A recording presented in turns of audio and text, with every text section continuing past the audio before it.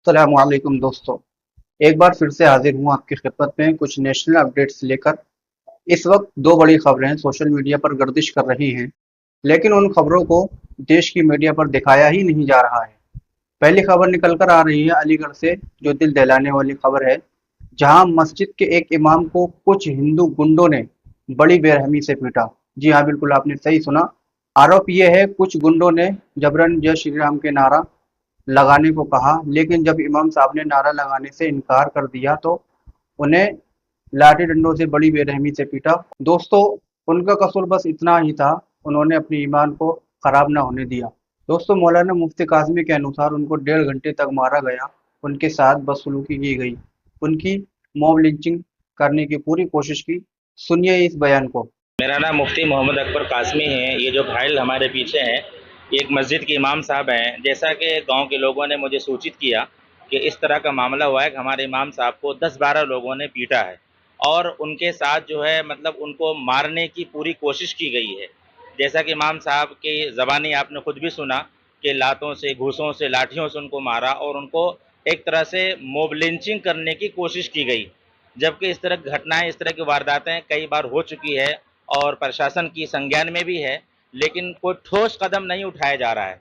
दूसरी बात यह है कि इमाम साहब से जब पूछा गया तो उन्होंने कहा, क्या रीज़न रहा आपको, उन्होंने क्यों मारा और 1 महीने से आपको टॉर्चर किया जा रहा था, तो आपने स्थानीय थाने में आपने शिकायत क्यों नहीं की?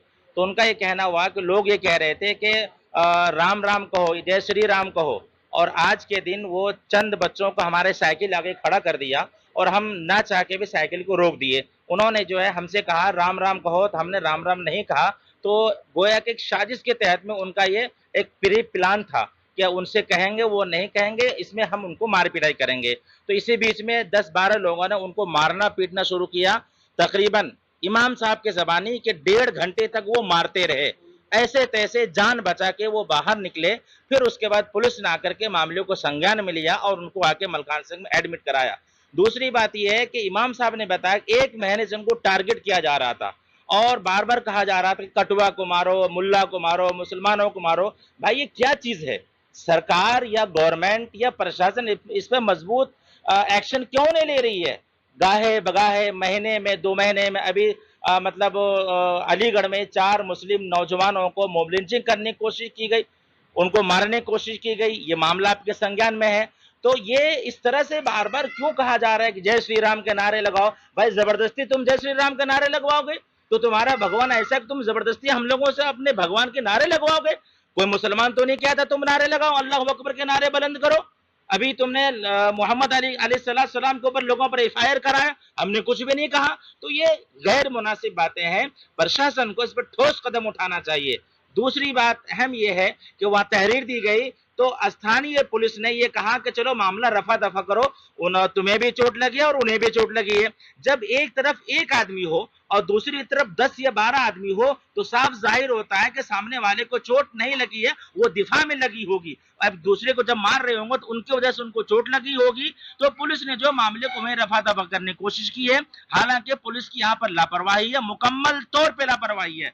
इसलिए मैं प्रशासन से एक अपील करना चाहता हूं कि फौरी तौर पर इस पर एक्शन लिया जाए और मोब लिंचिंग करने की जो कोशिश की है और एक आदमी को 10 आदमी 12 आदमी मिलकर के मारे, उसी को हुजूमी तशद्दुद कहा जाता है, उसी को मोब लिंचिंग कहा जाता है। इस मोब लिंचिंग के ताल्लुक से मेरा यह कहना है, जितना जल्द हो सके इस पर एक्शन लिया जाए और जिन लोगों ने इसकी मार पिटाई करने की कोशिश की है उनको सख्त सजा दी जाए और उनके खिलाफ सख्त कार्रवाई हो, मेरा ये मानना है। और तमाम स्थानीय गांव वालों को ये कहना है कि इमाम साहब के साथ जो मार पिटाई हुई है वो एक कौम के मुक्तदा है, मुक्तदी के मुक्तदा है इमाम साहब। और इमाम साहब पूरे गांव के वो रहनुमा होते हैं। जब हमारे रहनुमा सही सलामत नहीं है तो हमारा क्या वजूद है? इसलिए इमाम साहब की हिफाजत हमारी हिफाजत है। इसलिए प्रशासन से तमाम गांव वालों को कहना है जितना जल्द हो सके उस पर एक्शन लिया जाए। इनका इलाज मलखान सिंह में चल रहा है। दोस्तों, नफरत के इस देश में इतना बढ़ावा दे दिया गया है, जिसको रोकना अब नामुमकिन सा लग रहा है। हालात इतने बेकाबू हो गए हैं, एक मामला शांत नहीं होता, दूसरा मामला सामने आ जाता है। पीड़ित का बयान सुनिए, उनकी जुबानी पूरे मामले को विस्तार से समझाने की कोशिश करूंगा। मेरा नाम कारी मुस्तकीम साहब है। अलीगढ़ में कहाँ रहते हैं, क्या घटना हुई, घटना बताइए। गांव लखनपुरा मस्जिद के इमाम साहब हूँ मैं। मैं 3:30 बजे दोपहर को ट्यूशन पढ़ाने जिरौली जाता हूँ। 4-5 दिन से ये रोज मुझे परेशान करते थे, लड़के लगा देते थे। और आज जो है इसने 4-5 आदमियों ने मुझे मेरी साइकिल रोक ली और कहने लगे कि राम राम को, जय श्री राम को। मैंने नहीं कहा और इसने सबने डंडे निकाल लिया और मुझे खूब मारा है। कम से कम डेढ़ घंटा 2 घंटा खूब पीटा है। और कहने लगे जो भी आते थे सब दाढ़ी पकड़ के और नोचते थे और लात और घुसे मारते थे, उठने ही नहीं देते थे। और कहने लगे कि इसे यहीं दफना दो, यहीं किसी को पता ना पड़े। खूब मारने लगे। कम से कम 1.5-2 घंटा खूब पीटे इन्होंने। आप बहुत ही कोई और भी था साथ? मैं अकेले था। मैं साइकिल से ट्यूशन पढ़ाने जाता था रोज के। किस जगह की है जहाँ आपके साथ मारपीट की? गांव बुलागढ़ी है। अच्छा, तो जानते हैं आप उनमें से किसी को? जी मैं जानता हूँ। कौन है वो लोग? ये जो सब में शुरू में है उसको स्कूल चलाता है। नाम से नाम वाकिफ नहीं हूँ लेकिन शक्ल से पहचान लूंगा उनको। अच्छा, तो वहीं गांव के ही हैं रहने वाले वो? जी गांव के रहने वाले हैं। क्या मंशा क्या थी आपके साथ मारपीट करने की? कोई विवाद वगैरह था आपको? मनसा यही थी कि ये मुसलमान है, ये कटवा है, इसे मारो, ये गाय खाते हैं, फलाना का यहाँ से भगाओ इसे, नहीं तो जान से मार दो इसे। अच्छा, घटना की जानकारी आपने पुलिस को दी थी? जी मैंने नहीं दी थी लेकिन किसी साथी ने बाद में कॉल किया होगा, मालूम नहीं इसके बारे में। आपके साथ वहाँ मारपीट हुई थी तो आप कैसे आए वहाँ पे? बचाया था किसी ने या पुलिस आई थी या छोड़ के चले गए वो लोग मारपीट करके? क्या कम से कम 1.5-2 घंटे के बाद पुलिस आई। जब पुलिस मुझे लेकर आई अपने पास थाने में। तो अब कहाँ उपचार चल रहा है आपका? इलाज कहाँ चल रहा है? अब मेरा इलाज मलखान सिंह अलीगढ़ में चल रहा है। यहाँ किसने एडमिट किया आपको? पुलिस लाई थी? जी या हमारे आपके परिवार के कोई लाए? परिवार लाए थे। परिवार परिचित गांव के लोग लाए थे? जी गांव वाले साथ में थे और पुलिस वाले भी आए। तो कहाँ कहाँ चोटें आपके, क्या मारा? डंडे घूसे और ईंट मारे हैं सरों में और पीठों पे, दोनों बाजू पे। और दांत तोड़ दिए, दांत में घुसा मारे, लात मारे हैं और होठ फाड़ दिए हैं। कई दिन से आपको टॉर्चर कर रहे थे? कम से कम महीनों भर से कर रहे थे लेकिन 4-5 दिन से ज्यादा कर रहे थे। इस बात को लेकर के ये इसी बात के कि जय श्री राम के जवाब नहीं देते, राम राम नहीं कहता, इसको मारो। आपने शिकायत करी है पुलिस से? तहरीर वगैरह दिए नहीं? इससे पहले नहीं दी थी।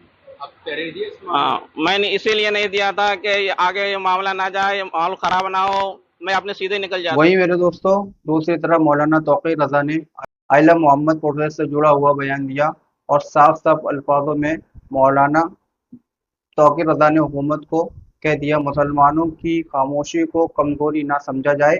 अगर हमारे नबी की शान में गुस्ताखी बंद ना हुई और कानून ना बनाया गया तो हालात बद से बदतर हो सकते हैं। दोस्तों मौलाना तौकीर रजा ने बयान देते हुए कहा, भारत के मुसलमानों की संख्या श्रीलंका, बांग्लादेश और नेपाल की कुल आबादी से भी ज्यादा है, लेकिन हम भारत को श्रीलंका और नेपाल नहीं बनने देंगे। लेकिन नेपाल से ज्यादा आक्रोश भारत की जनता में सरकार के खिलाफ है। जिस दिन लोग सड़कों पर आ गए सरकार संभाल नहीं पाएगी, मौलाना तौकीर रजा ने साफ साफ अल्फाजों में कह डाला। अब आपको उनका बयान सुनाता हूँ, सुनिए। हम ज़िला प्रशासन को 1 हफ्ते का वक्त दे रहे हैं।